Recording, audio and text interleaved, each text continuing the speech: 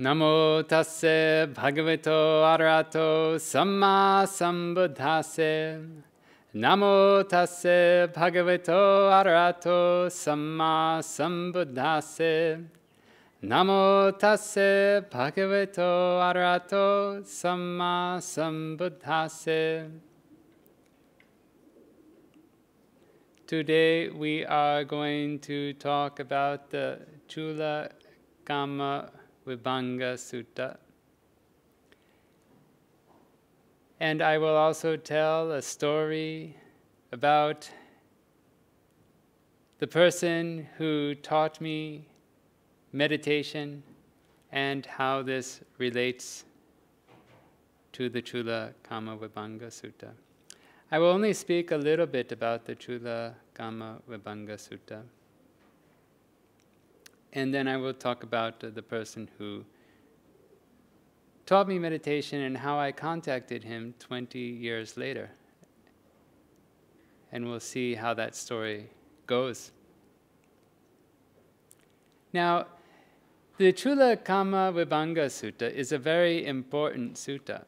We have many suttas that are important, that are popular. We have the Metta Sutta, we have the Ratana Sutta.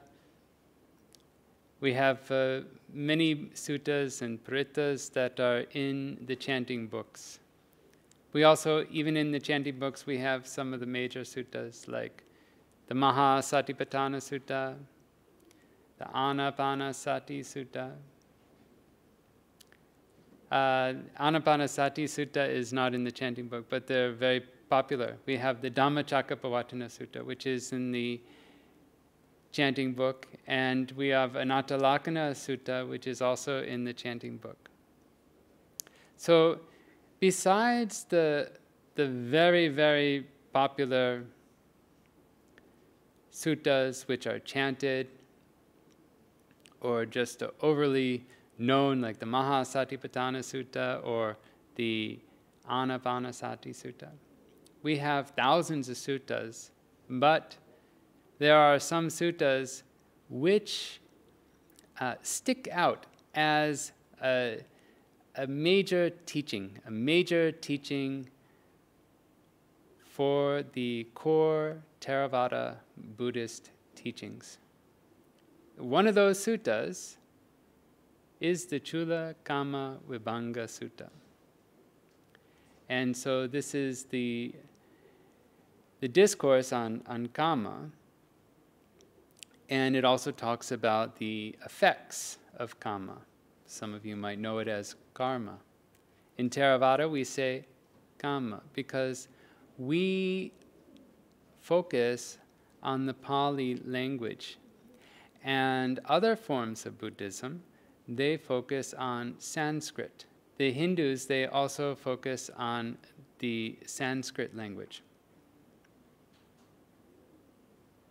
So we say kamma because we focus, in Theravada Buddhism, we focus on the Pali language.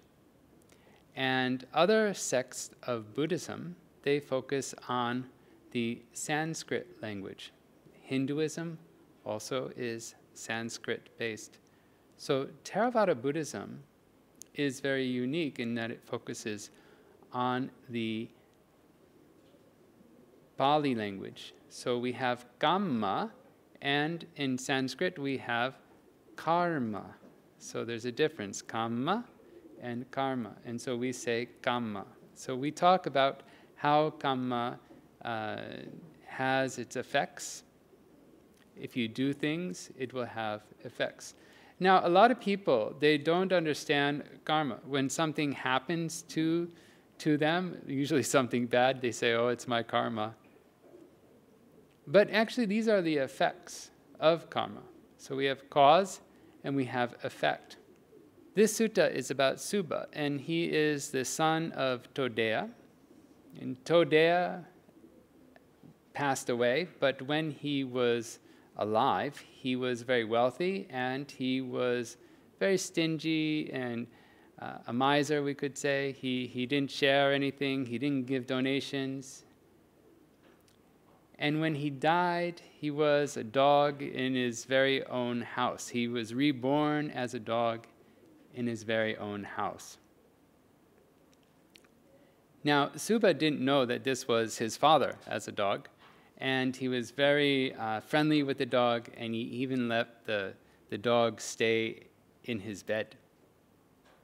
If you've lived in Asia for a long time, you usually don't do that. So the dog was allowed to sleep in the same bed as Suba, who was the son of Todea. And they had a connection, obviously. And the Buddha, he went to the house. He understood that, this is a place where the teaching can be absorbed. And the dog was barking, and the Buddha started talking to the dog and calling him Todea, the father's name. And the son, who was Suba, we could say son of Todea, he said, "Why are you calling my dog by my father's name?" He says, "Well, this really is your father. And I can prove it to you. Does your father have some treasures that were never revealed, like they were hidden somewhere or something like that, and you just couldn't find it after he died?" And he said, "Yeah." And he says, "Well, you can make some very special rice for the dog, and when he gets sleepy, you can ask him where those treasures, where those items are." And lo and behold, the dog, or Todea, we could say, showed him where it was. And at that time, Suba became more receptive to the teachings. Before, he was very proud, and it was very difficult for him to teach the Buddha. It was very difficult for the Buddha to teach him. But after that, he started to, we could say, wake up to kamma and vipaka. Vipaka is the effect. We have kamma and we have vipaka. And so he asked questions to the Buddha. And he said, well, what are the things? Some beings, they are long-lived, and some beings are short-lived. And then he says, there are beings that have good health, and then there's beings that are always sick. There are beings who are beautiful, and there are beings who are ugly. And there are beings who have very wonderful influence over people, and there are beings who lack influence. There are those who are wealthy, it's very easy for them to make money, or they're born into it, and there are those in poverty. No matter what they do, they always lose the money. There are those that have a high birth, and those that have a low birth. There are those that are born wise, and there are those that are not so wise. So the Buddha, he explained that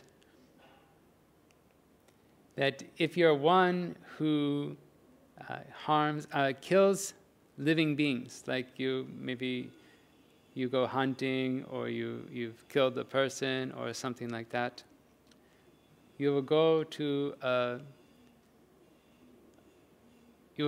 lower realms for doing these unwholesome things. You will spend lots of time there, and then after some time, perhaps you will become human again. The human birth is very rare, especially if you've done bad things. It's rare even if you're a good person. So when that person is born as human, his life will be short because he has killed other people or other beings. And so this is what the Buddha said to explain why some beings live a long time and some beings don't live a long time. The ones who live a long time, they refrain from killing when they have the opportunity. A similar one is a good health and one who is chronically sick. If you are one who is harming and abusing other beings, then you will be one who you will go to the lower realm, and if you eventually get to the human realm, if you're lucky, then you will be sick. And the opposite is if you are one who refrains from harming, you have loving kindness and compassion, then when you act in this way with loving kindness and compassion and harmlessness, so in terms of non-harming, it's the healthy life. But also, if you're not harming, you're not killing as well. So in that way, we could say you'll live long and you'll be healthy. But the Buddha, he focused only on each specific thing. And so this will lead you to becoming healthy through harmlessness. Then, with those who are ugly and those who are beautiful, the people who are angry all the time, again, they will go to the lower realms. They display anger, they're short-tempered, this and that. And usually when people are angry, how is their face looking? How does your face look when you are angry? And how does your face look when you have loving kindness? In the same way, if you have this attitude and you're short-tempered, you can again go to the lower realms. And when you come back, there are also animals who are good-looking, and there are animals who are not so good-looking. There are animals who live long. There are animals that are healthy and animals that are sick. So, in the same way, but I'm saying when you become human, you'll have an ugly face if you're one who has previously gotten angry. And we can also see this in the present life as well. And if you're one who has loving kindness all the time, then those who have loving kindness, these people will have a beautiful appearance.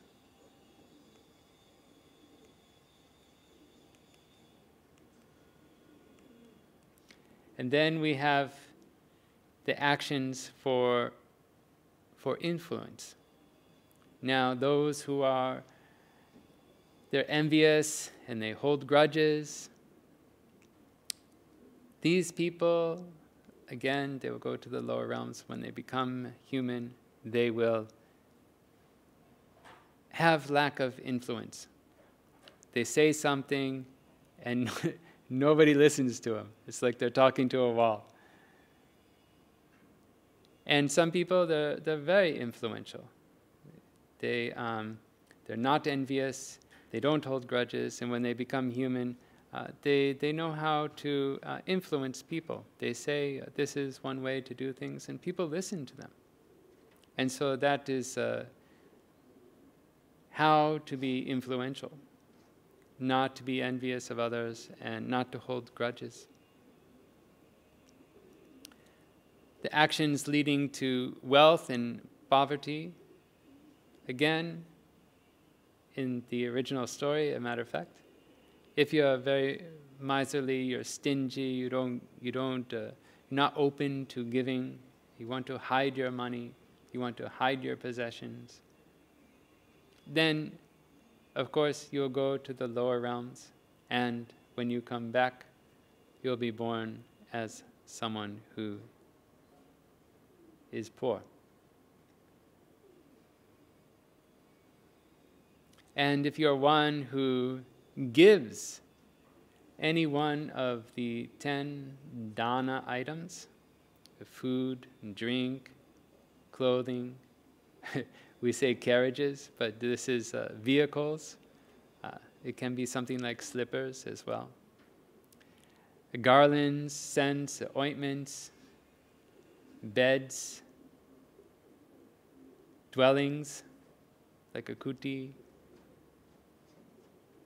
and lamps, or light. The lamps were very important during the Buddha's time. We offer light to the Buddha all the time. And, you know, when it got dark, you needed something to illuminate the area. We take it for granted, like, what's so great about offering light? But it was very important during that time. If you offer these things, then you will get this effect of giving, and you will get the effects of giving, which is wealth, of course. And we talked about in another lecture about some other qualities that you can get when you're giving with certain attitudes as well. But they always, all the different qualities, they always said, you will get the wealth back. You will get that 10-fold, 100-fold, whatever. So this is the effects of giving and not giving.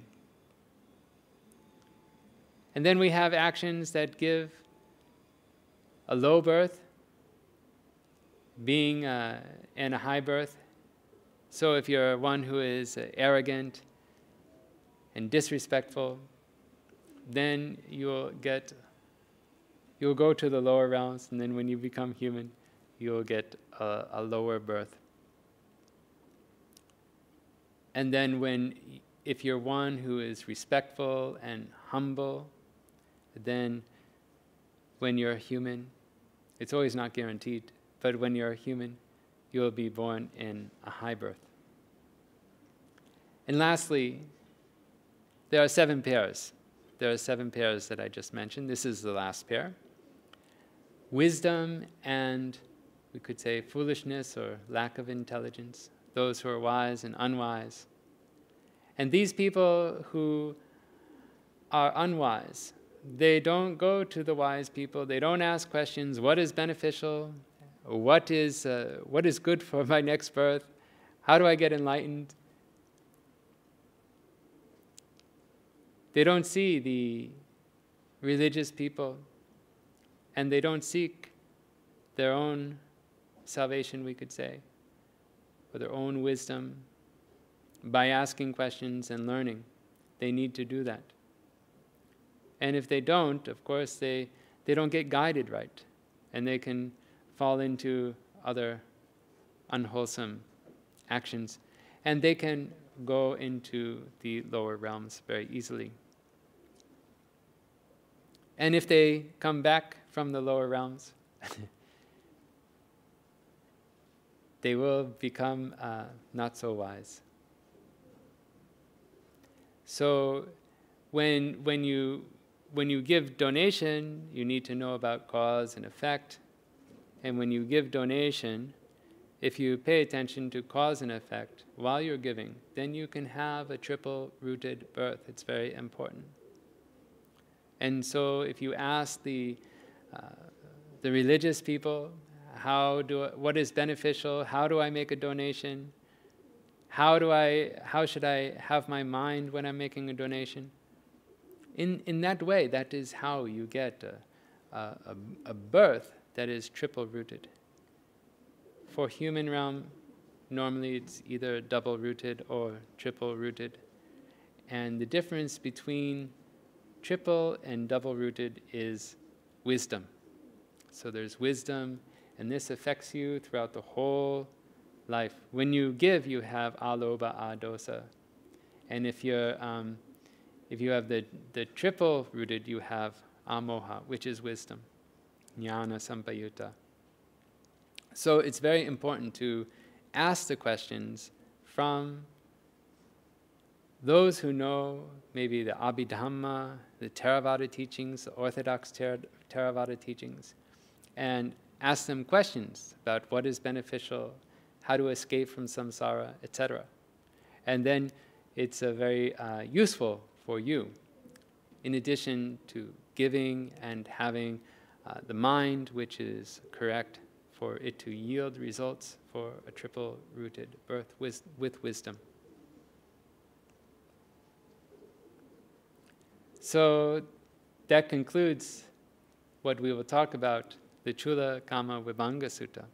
Now, what I'd like to do is share with you a story about how I contacted the person who taught me meditation when I was in university.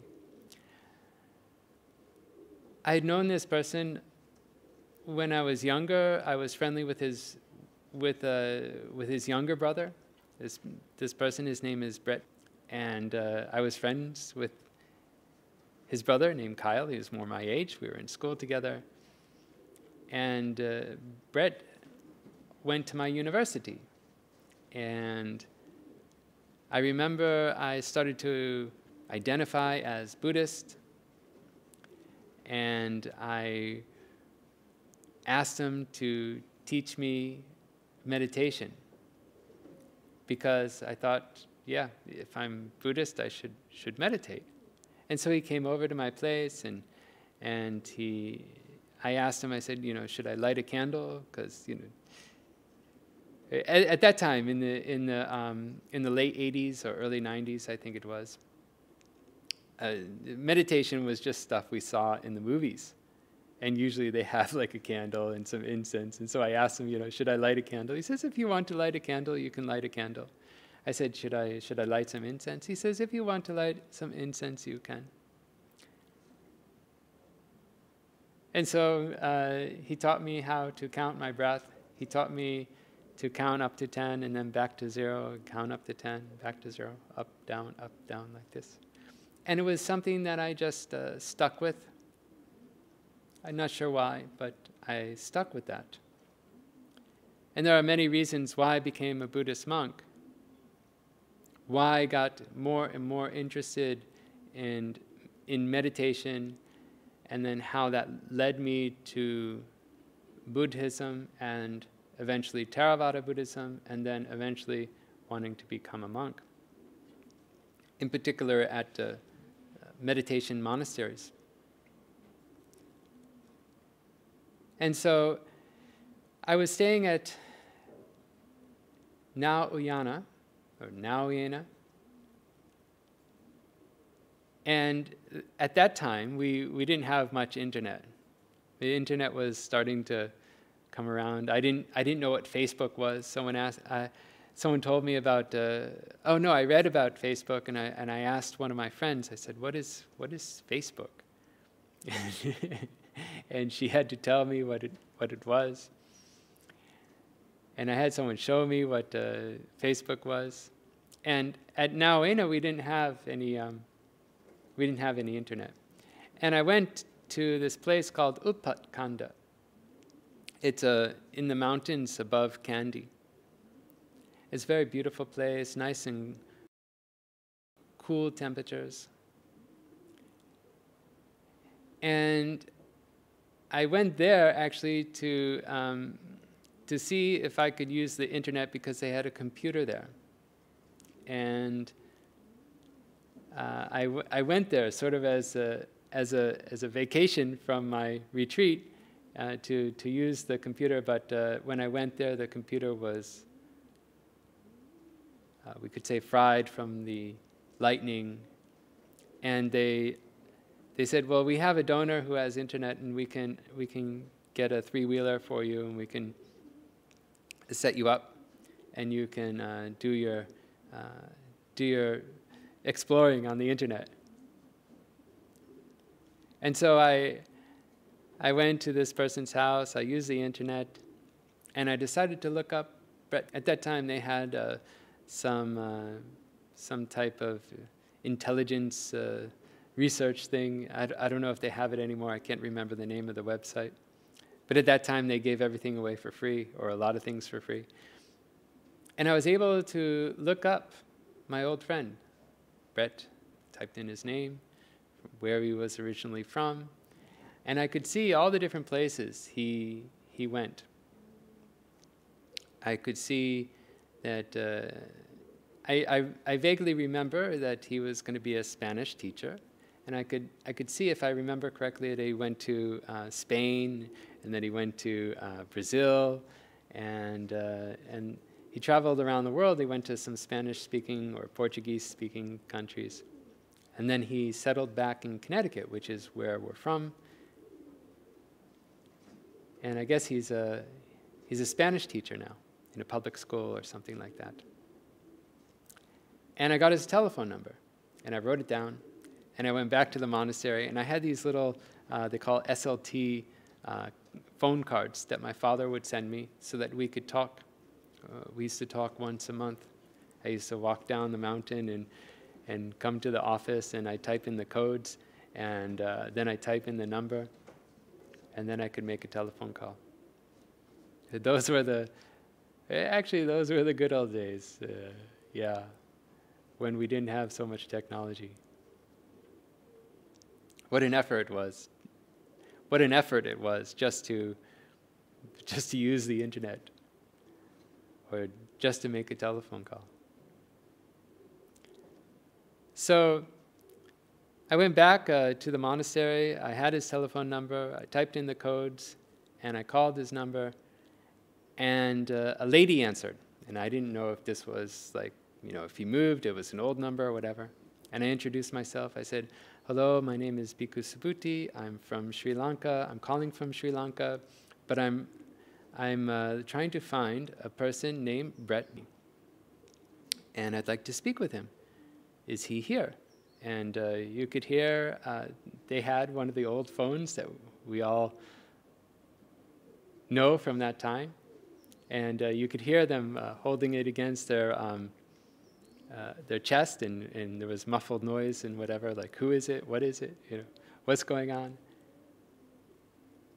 And I think she's like, I don't know. He wants to talk to you," or something like that. And so he picks up the phone. He says, "This is Brett." And I introduced myself to him. I said, "Hello, my name is Bhikkhu Subhuti." At that time, I was using Bhikkhu instead of Bhante. I said, "Hello, I'm Bhikkhu Subhuti. And you knew me as Jeremy Glick from CCSU. This is Central Connecticut State University. This is the university we went together. Together." And he says, "Yes, I remember you, Jeremy." And I said, No, my name is Bhikkhu Subhuti." He says, "Okay, I remember you, Bhikkhu Subhuti." And I told him, I said, "A long time ago, you came to my place and you taught me meditation. You taught me how to count my breath. And I learned meditation from you. And now I am a monk, and I'm living in Sri Lanka, and I lived in Burma, and I'm calling you from Sri Lanka now. And I've been a monk, and I think it was 10 years, 9 or 10 years at that time. And I just wanted to let you know and thank you." And there was some silence on the other side of the telephone. Maybe it was 15 seconds, 20 seconds. That's a long time. That's a long time to be silent. And he was just thinking and taking all that in. And he says to me, "We never know what happens to the seeds we have planted so long ago."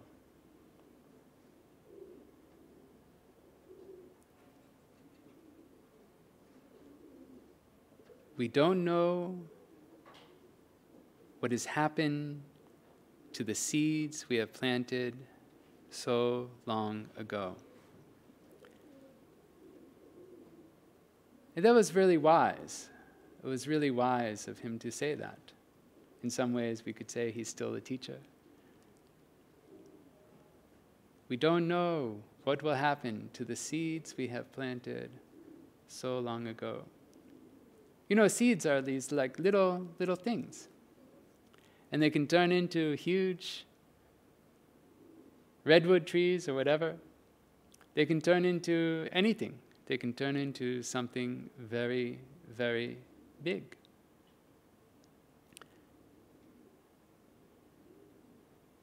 Throughout our lives, we are planting big seeds and small seeds. Most of the time, they're just small seeds.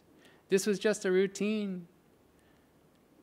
Oh, I'm going to teach little Jeremy. You know, I was like his little brother's friend. I'm going to teach Jeremy how to meditate. And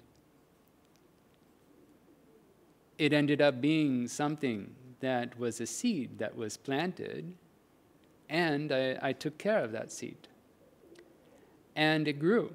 It grew enough for me to become a monk, and for it to be profound, enough for me to want to become a monk and change my whole life.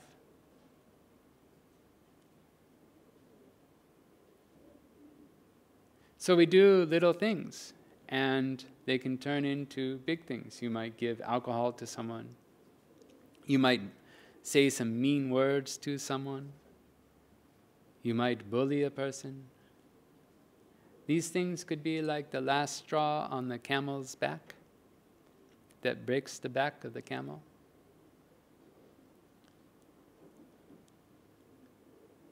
Someone might turn into an alcoholic with his first drink. Someone might do something bad through drinking and taking drugs or whatever. Someone might feel very hurt about what someone said. They might break up. If you're a couple or married, might break up or get divorced. Someone who's bullied in school might even kill themselves. A lot of the times, we plant seeds, and we don't know what will happen to those seeds, how they will be taken, if they will take root, and if they will grow. You might give a donation to someone, and this might change someone's life.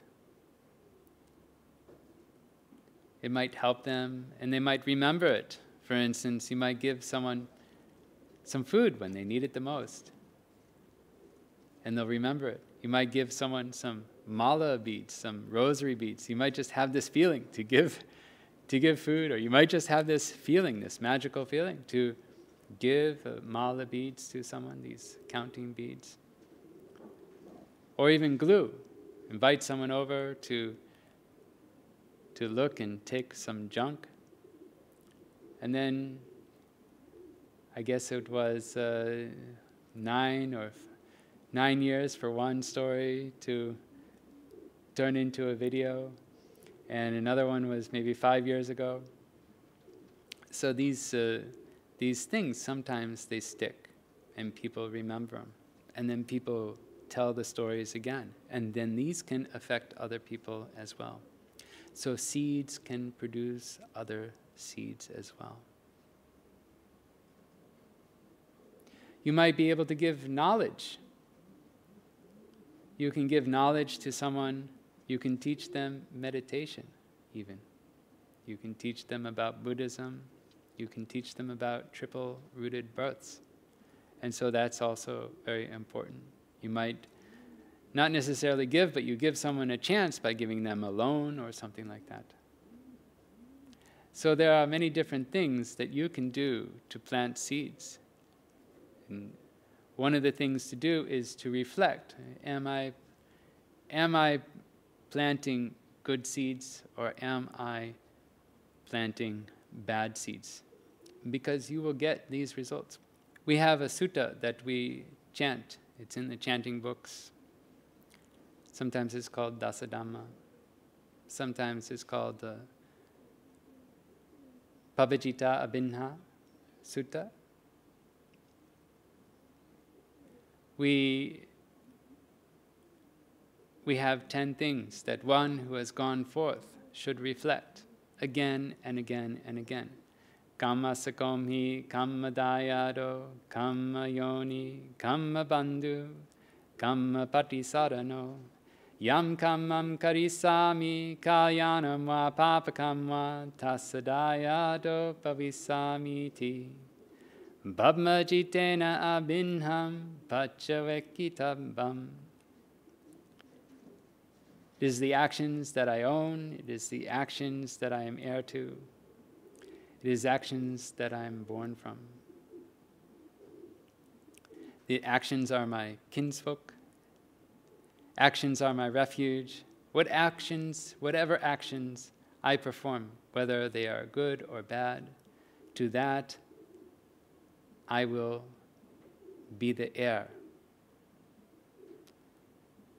This should be reflected by one who has gone forth again and again.